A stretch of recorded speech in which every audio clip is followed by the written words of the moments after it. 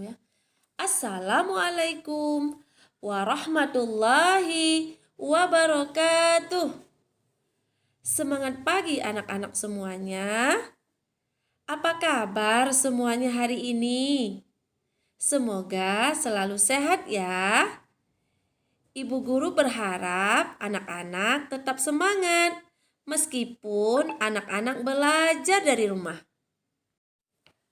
Alhamdulillah, pada hari ini Bu Irma akan mengajak anak soleh dan soleha semuanya untuk belajar tema 1 indahnya kebersamaan dengan subtema 3 yaitu bersyukur atas keberagaman, pembelajaran 2, 4, dan 6 yaitu muatan PPKN. Bagaimana anak-anak? Yuk kita lihat bersama-sama. Baiklah anak-anak semuanya, sebelum kita mulai ke materi kita hari ini, marilah sama-sama kita awali pembelajaran kita dengan membaca basmalah. Wahid, Isnain, Salasa.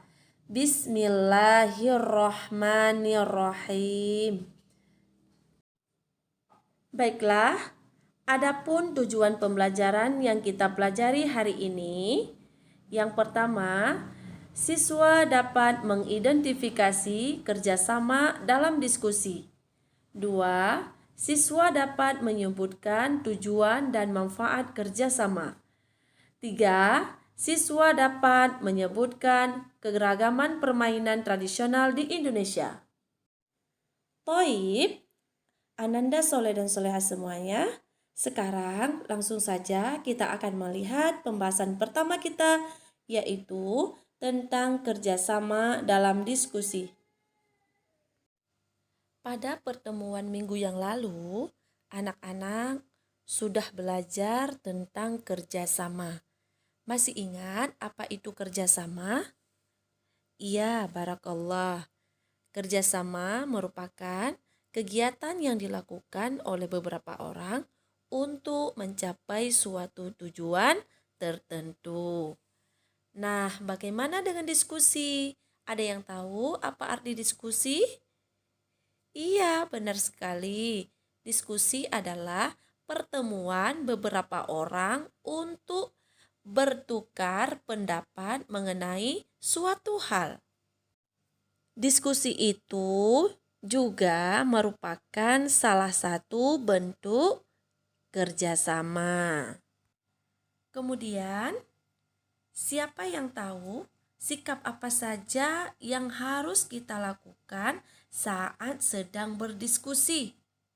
Iya, pintar sekali. Yang pertama yaitu menghormati pendapat orang lain. Yang kedua, yaitu setiap pendapat memiliki kelebihan dan kekurangan. Yang ketiga, saling menghormati perbedaan pendapat. Nah, anak-anak, apabila kita sedang berdiskusi, kita saling menghormati pendapat yang berbeda, maka itu ada manfaatnya loh. Yaitu manfaat saling menghormati pendapat dalam berdiskusi. Apa saja manfaatnya?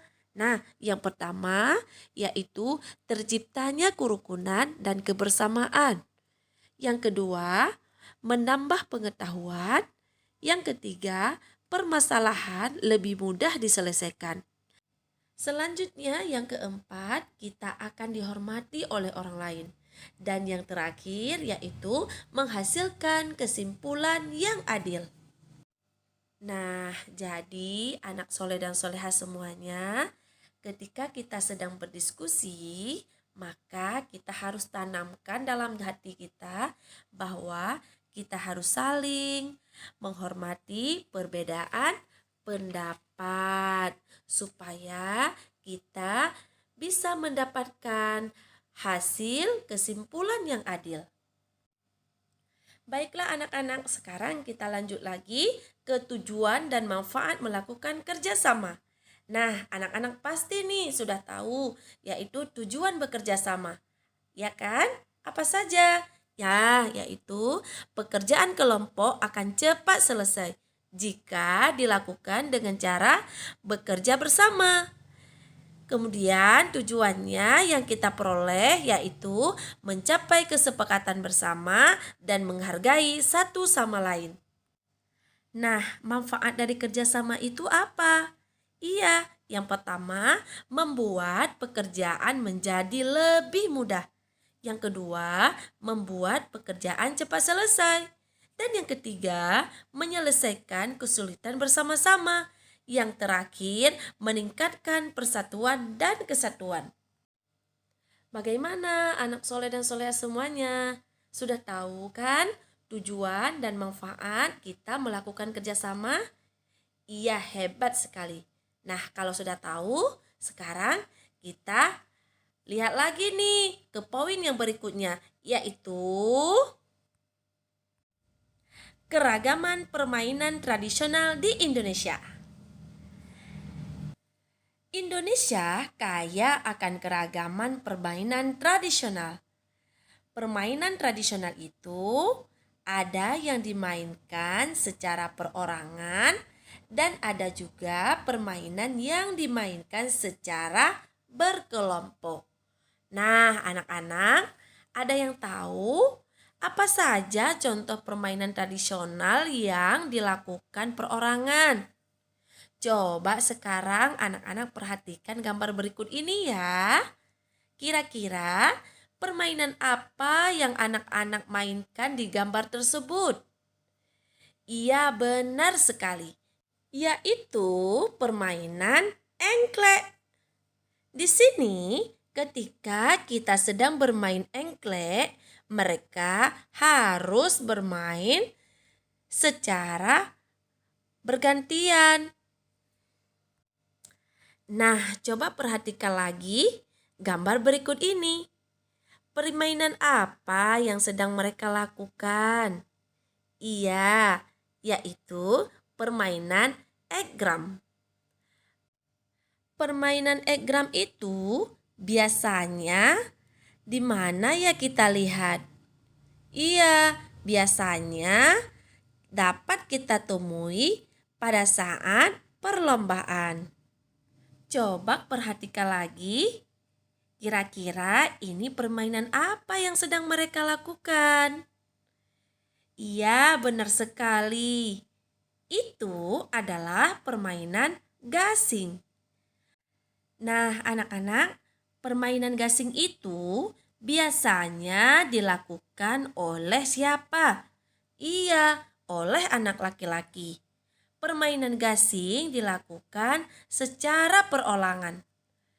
Nah, selain gasing, ada lagi nih, yaitu permainan yang sering anak-anak mainkan.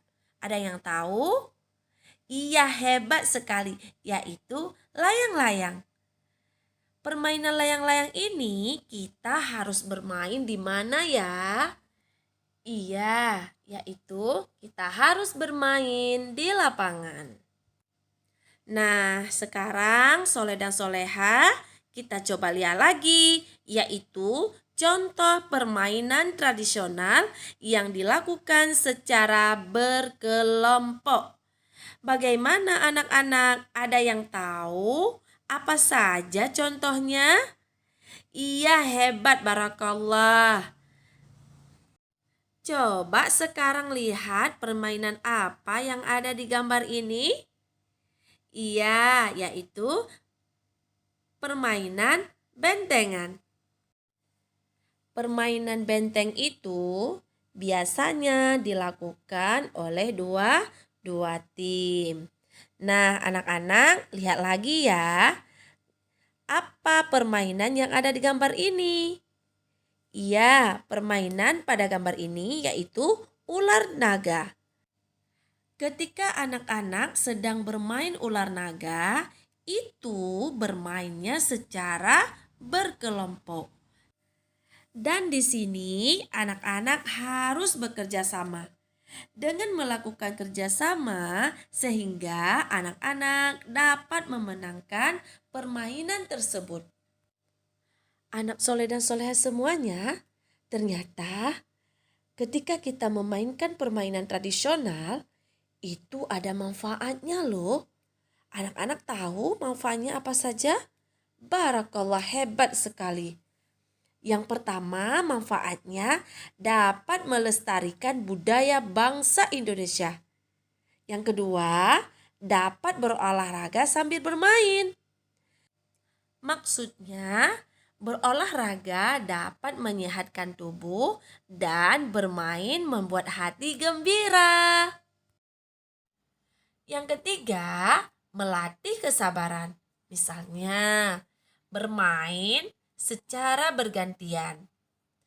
Maka di situ membutuhkan kesabaran. Yang keempat yaitu melatih kerjasama ketika saat bermain secara berkelompok. Yang terakhir yaitu bersikap sportif. Apa itu? Ya, bersikap lapang dada di saat mendapatkan kekalahan dalam bermain. Nah, di sini anak-anak semuanya, ketika kita mendapatkan kekalahan dalam bermain, maka kita tidak boleh merasakan sedih. Dan kita juga tidak boleh bersikap sombong apabila kita mendapatkan kemenangan. Dan juga kita tidak boleh bermain secara curang ketika bermain. Nah, anak soleh dan soleha semuanya, inilah materi-materi yang kita pelajari hari ini, yaitu kerjasama dalam diskusi, tujuan dan manfaat kerjasama, dan permainan tradisional Indonesia, baik yang dilakukan secara perorangan maupun permainan yang dilakukan secara berkelompok. Nah, bagaimana anak soleh dan soleha? Kira-kira sudah dapat dipahami tentang materi kita hari ini? Barakallah. Nah, anak-anak, ini saja materi yang dapat Ibu sampaikan pada hari ini. Semoga ilmunya bisa bermanfaat ya. Sebelum Bu Irma tutup, Bu Irma mengingatkan kepada anak soleh dan soleha semuanya, jangan lupa ketika keluar rumah selalu menggunakan masker, cuci tangan, dan jaga jarak agar kita semua terlindung dari penyakit yang berbahaya. Nah, Bu Irma mohon maaf bila ada kata yang salah dari penyampaian materi kita pada hari ini. Bu Irma akhiri. Wassalamualaikum warahmatullahi wabarakatuh.